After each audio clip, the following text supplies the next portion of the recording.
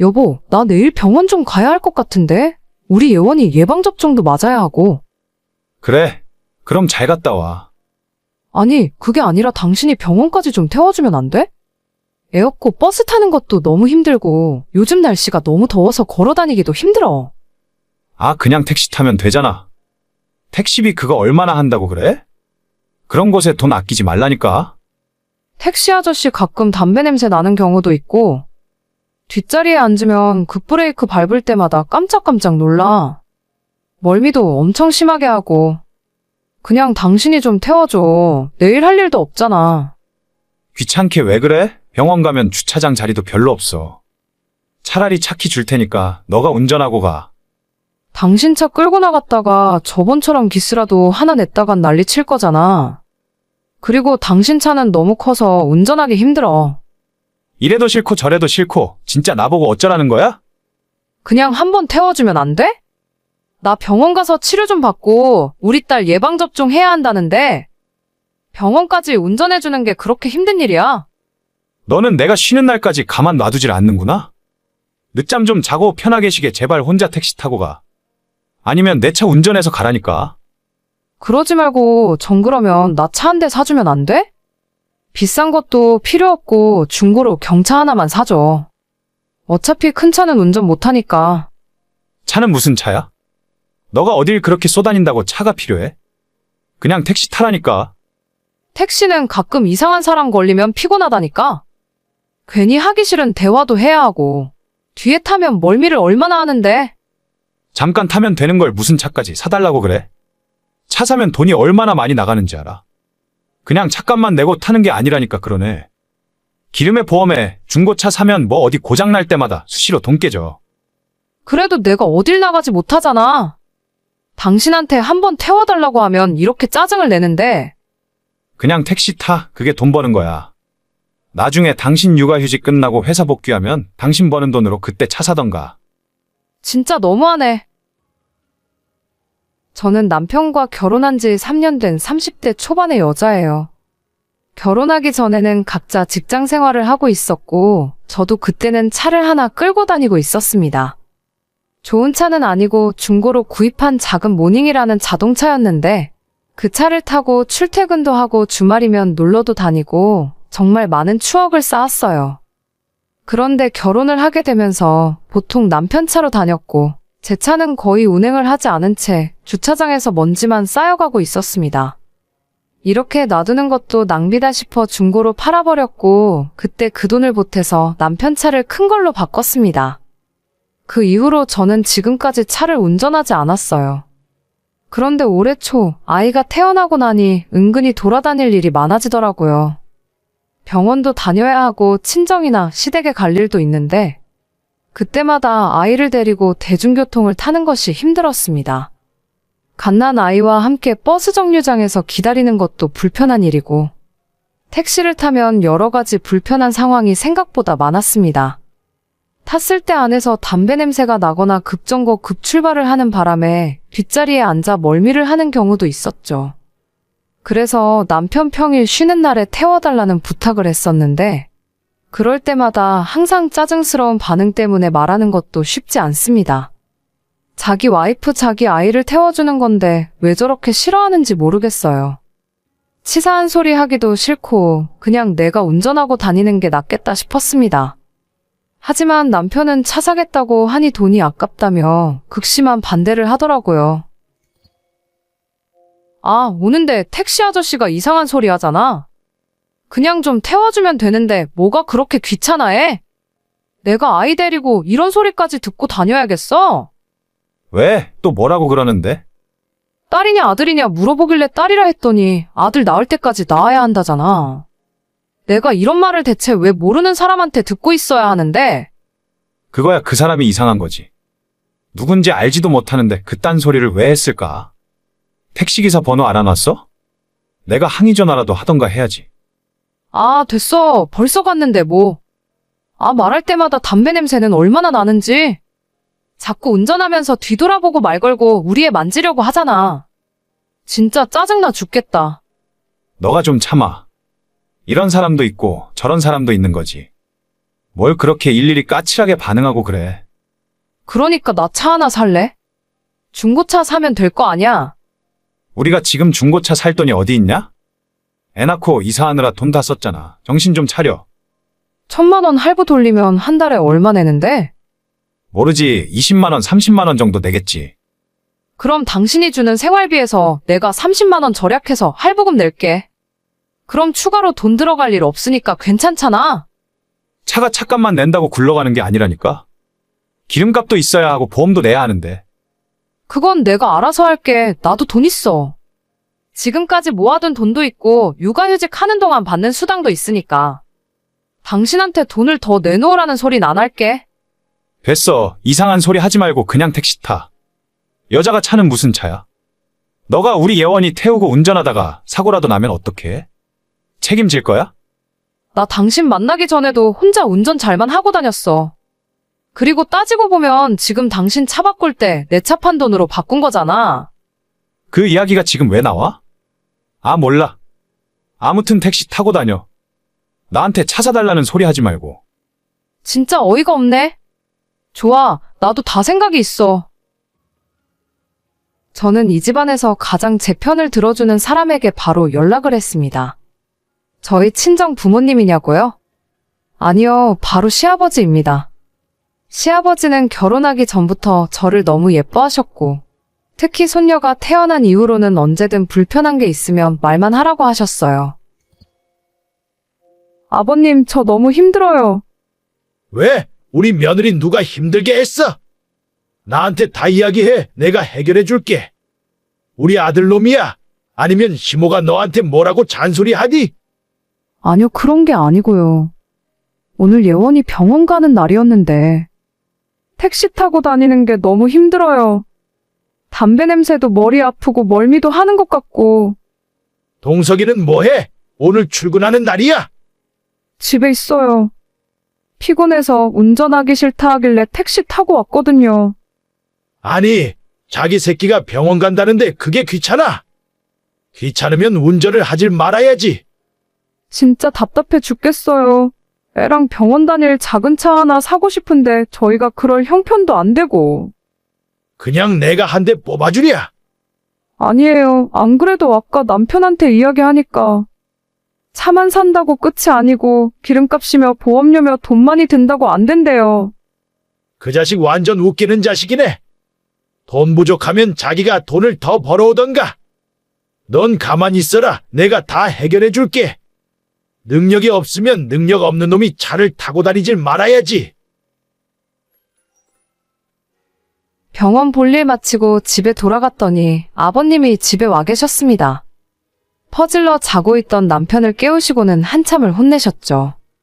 정신 상태가 글러먹었다느니 아빠가 되었으면 책임감을 가지라며 제가 하고 싶은 말로 한참을 혼내고는 남편 차 키를 뺏어서 저한테 주셨습니다.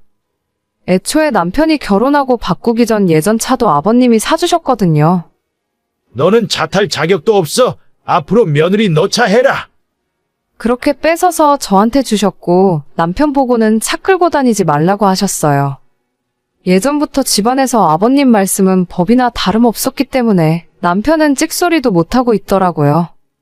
그날 이후로 남편은 대중교통으로 출퇴근하고 있습니다. 제가 매일 나갈 일이 없기 때문에 이렇게까지 할 필요는 없었지만 당분간 남편이 정신 차릴 때까지 차 키를 돌려주지 않으려고요. 어제는 저보고 자기 버스 타기 너무 힘들다면서 출퇴근용으로 경차라도 하나 사주면 안 되냐고 하는데 진짜 어이가 없었습니다. 일주일 정도 더 버스 타고 다니게 한 다음에 그 뒤로 제가 경차 하나 사고 남편한테 차는 돌려주려고요. 꼭 이렇게 한번 직접 겪어봐야 상대방의 불편함을 이해하는지 모르겠어요.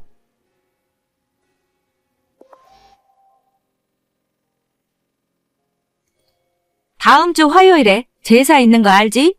이번에는 성훈이 할머니 제사야. 내가 낮에 웬만한 준비는 다 해놓을 테니까 퇴근하고 성훈이랑 같이 천천히 건너와. 어머님이 그걸 혼자 다 어떻게 하시려고요?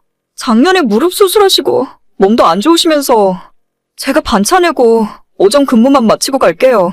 저랑 같이 해요. 매번 너만 고생시키니까 내가 미안해서 그러지. 동서는 이번에도 안 온대요. 응, 방금 전에 연락 왔는데 요즘 회사가 바빠서 맨날 늦게 퇴근한다더라고. 다음 주에도 맨날 야근한다고 못 온다는데. 그래서 그냥 내가 혼자 준비하려고 했지. 아니, 동선의 회사 바로 옆에 있는데 제가 알기로는 그럴 리가 없어요. 그 회사 다니는 제 친구한테 한번 물어볼까요? 아니다. 걔도 나름대로 힘드니까 그러겠지. 그냥 첫째, 너도 일찍 올 생각하지 말고 퇴근하고 나서 저녁에 천천히 와. 와서 저녁이나 먹고 가. 아니에요, 어머님. 저 일찍 끝낼 수 있으니까 점심때쯤 갈게요. 저랑 장 보는 것부터 같이 해요. 내가 미안해서 그러지. 괜찮아요. 다음 주 화요일에 다시 전화 드릴게요. 저보다 4년 늦게 이 집안으로 시집을 온 동서는 정말 얌체라는 말밖엔 달리 표현할 말이 없습니다. 자기가 받아야 할 건 악착같이 다 받아내고 그만큼 시댁에 해야 할 일은 아무것도 하지 않으려고 했어요. 제가 이 집에 시집을 오게 된 건 지금으로부터 8년 전쯤인데 그때는 아직 시아버님이 멀쩡히 살아계셨습니다. 60대 초반의 나이에 직장도 다니고 계셨고 저희 결혼한다고 말씀드렸더니 집 구하는데 보태라며 1억을 만들어서 주셨어요. 당시에 정말 큰 돈이었고 시댁 형편을 남편에게 들어서 대충 알고 있던 저는 너무 감사한 마음뿐이었죠. 시어머니도 시집살이 시키는 분도 아니었고 명절 때도 힘든 일은 먼저 해놓으실 정도로 자식들, 며느리들 눈치 많이 보며 사시는 분입니다.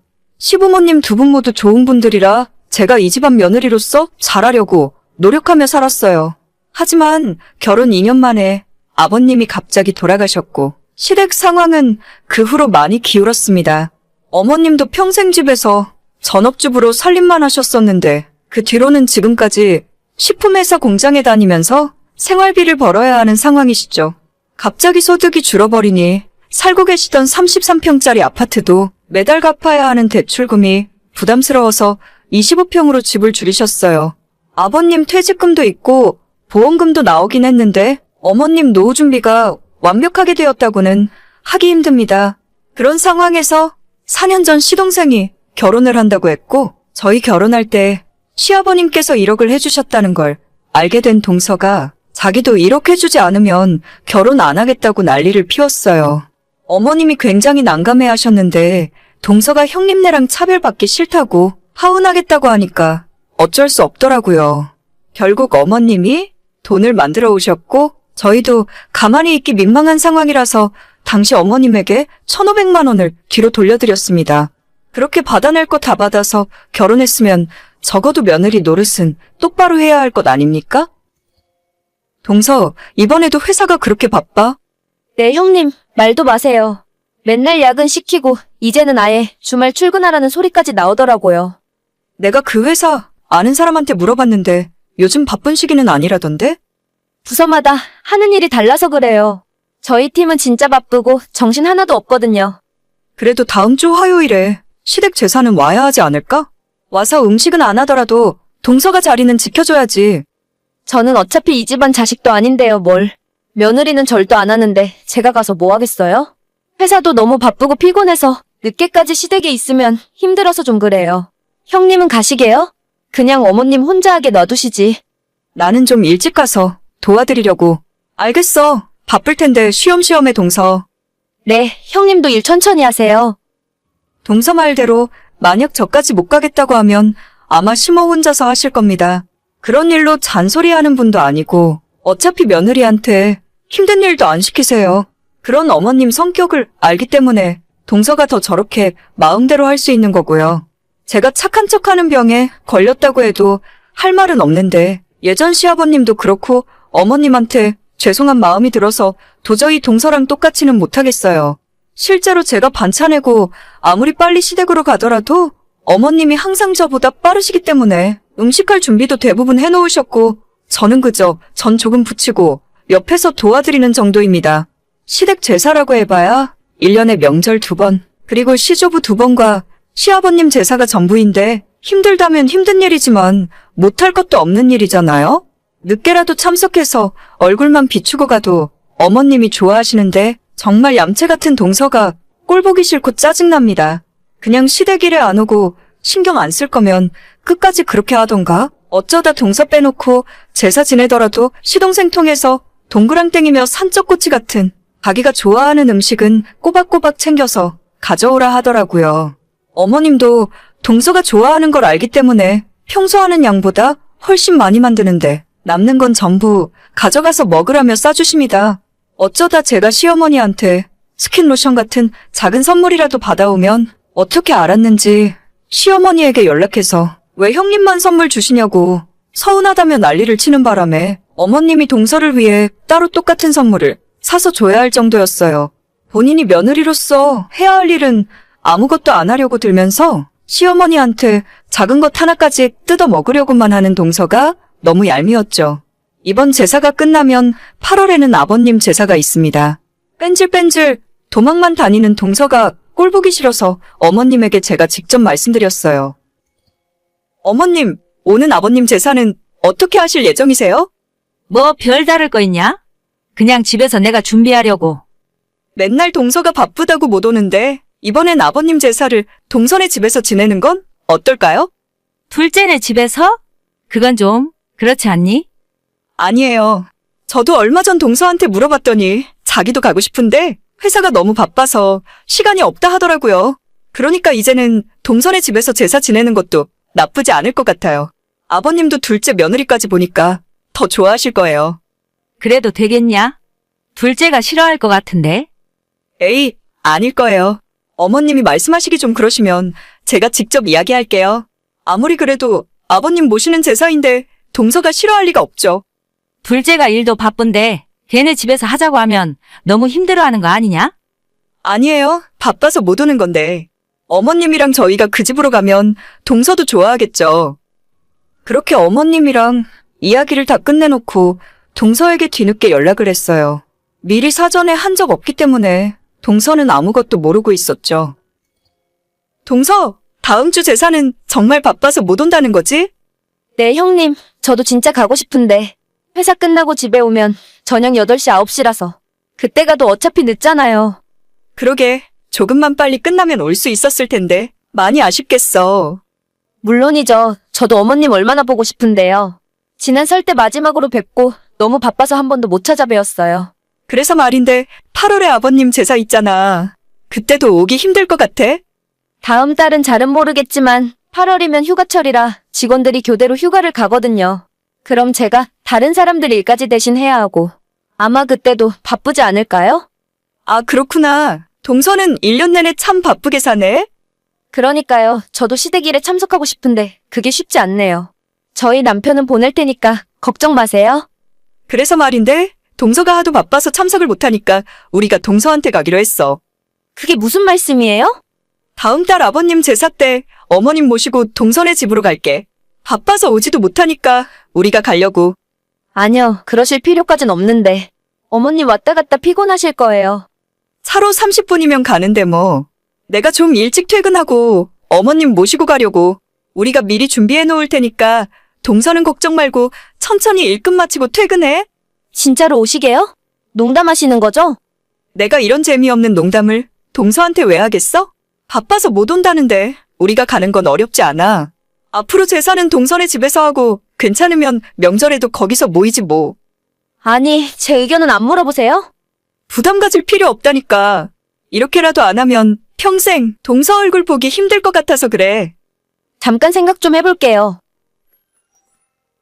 아니나 다를까. 다음날 바로 동서에게 연락이 오더니 다음 주 시할머님 제사 때부터 일찍 퇴근해서 참석하겠다고 하더군요. 어차피 퇴근하고 7시쯤 와봐야 그때는 준비도 다 끝나고 할 일도 없어요.